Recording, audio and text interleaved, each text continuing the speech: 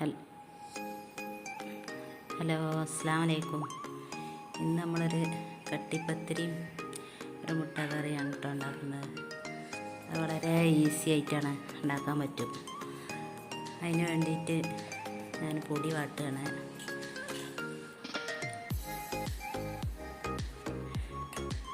പൊടി വാട്ടി കുഴച്ച് കുറച്ച് തേങ്ങ ചിരണ്ടിയെടുക്കാറുണ്ട്. തേങ്ങ ഇട്ട് കണ്ടുള്ളൊരു പത്തിരി കേട്ടോ. തേങ്ങ ഇട്ടാൽ കറി ഇല്ലെങ്കിലും തിന്നട്ടോ, നല്ല രസമാണ്. പക്ഷെ കറി പിന്നെ എളുപ്പത്തിലുണ്ടാക്കാൻ പറ്റുന്ന ഒരു മുട്ട കറിയാണ്.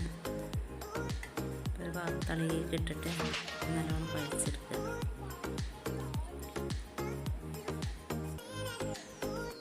പണ്ടൊക്കെ അത് പൊടിയണിൻ്റെ ഇലയിൽ വാഴൻ്റെ ഇലയിലൊക്കെ പരത്തി ചുടും. അപ്പോൾ നമ്മളൊക്കെ എളുപ്പപ്പണിയാണല്ലോ ചെയ്യണത്. അതിന് വേണ്ടിയിട്ട് കഴിച്ച് ഉരുട്ടി നമ്മൾ പ്രസ്സിൽ പരത്തിക്കാനാണ് ചുടുക. ഇനി ഓരോന്ന് ബോളാക്കി വെച്ചിട്ട് ഓരോന്നോരോന്നായിട്ട് ചുട്ടെടുക്കട്ടെ കേട്ടോ. ഇതാകുമ്പോൾ ഈ പത്തിരി നല്ലോണം മൊരിച്ചെടുക്കണം, അപ്പോൾ ടേസ്റ്റ് ഉണ്ടാവുള്ളൂ. നൈസ് പത്തിരിൻ്റെ അരിയല്ലല്ലോ. രണ്ടെണ്ണം മൂന്നെണ്ണമൊക്കെ ഇട്ട് ചൂടട്ടോ. അത് വലിയ ചട്ടി ആയതുകൊണ്ട് വേഗം ചുടലൊക്കെ കഴിയും. അതിൻ്റെ കൂടെ തന്നെ ഞാൻ മുട്ടക്കറി ഉണ്ടാക്കുന്നുണ്ട്.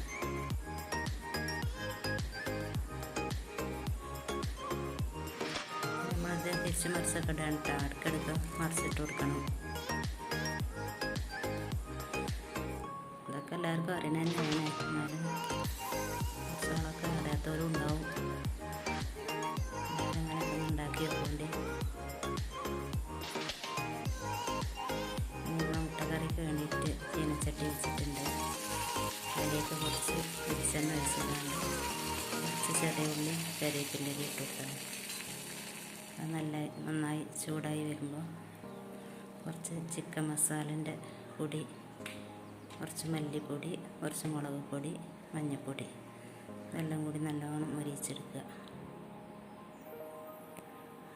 നല്ലോണം വാടി വന്നതിന് ശേഷം കുറച്ച് വെള്ളം ഒഴിക്കുക. വെള്ളത്തിൽ കുറച്ച് ഉപ്പ് ഇട്ട് കൊടുക്കണം.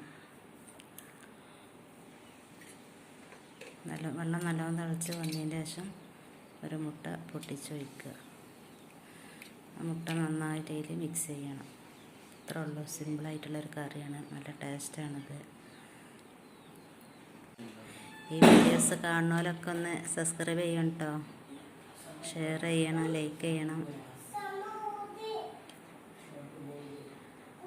ഇന്നത്തെ വീഡിയോ അത്രയൊക്കെ തന്നെ ഉള്ളൂ. ഞങ്ങൾ ചായ കുടിക്കട്ടെ കേട്ടോ.